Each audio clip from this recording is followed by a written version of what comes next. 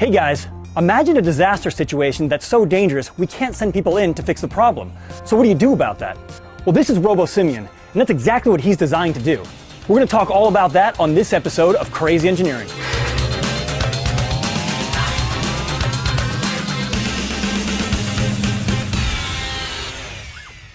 All right, guys, we're here with Brett Kennedy. He's leading the charge here on the RoboSimian project. Hey, Brett, could you just tell us a little bit about RoboSimian? What were you guys trying to accomplish with the robot? RoboSimian is actually a line of limbed robots that we've done here at JPL, but specifically it was designed and built for the DARPA Robotics Challenge. It's disaster response, not life-saving. So the exemplar that DARPA uses is the Fukushima nuclear reactor. After the earthquake and the tsunami, there was a lot of damage to the reactor, and they really needed to be able to get inside and do a few things that would have made everything better. And it could be as simple as flipping a switch or turning a valve. So JPL is kind of known for making rovers, and everyone knows that rovers have wheels and we kind of climb over rocks. Why did your team decide to go with limbs instead of wheels? If you can get away with wheels, wheels are great. They're the most efficient way of getting around. But once you get into terrain that's too rough, then we need to switch over to a different method.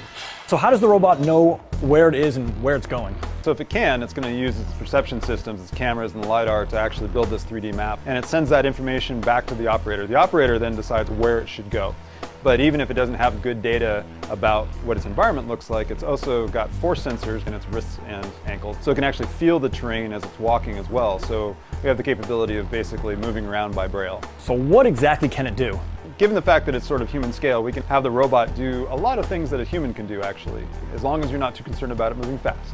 What kinds of hands or end effectors can you put at the end of these limbs? We went through a couple sets of hands, and this is where we've ended up today. It's not for dexterous manipulation of things, but it can do most things you need, which is to grab onto objects, be able to pull them with a lot of force, and also manipulate certain things, and in particular, human tools. So looking at this arm, it looks pretty advanced actually. This limb is actually very similar to yours in other ways, particularly in the number of joints it has. So even though it doesn't look like it, it's actually about as dexterous as your own arm. You've got 7 joints, I'm assuming 7 independent motors. Can you tell us a little bit about these motors, what torque capability they have, how fast they can go? In every one of these joints, we have exactly the same drivetrain. This contains the electronics that run it, the brake, the motor itself, and the drivetrain, which is a harmonic gearing in this case. What's your gear ratio that you're getting out of that harmonic drive? 160 to 1. It's a pretty tight package, really high gear ratio. Yeah. Out of this one little thing, we can actually get as much torque as an F-150 truck.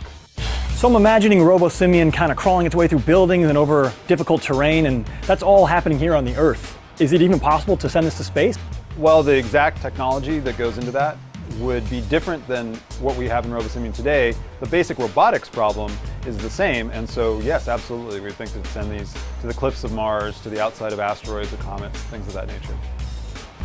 All right, we're all wishing the best for the RoboSimian and the DARPA Robotics Challenge this June.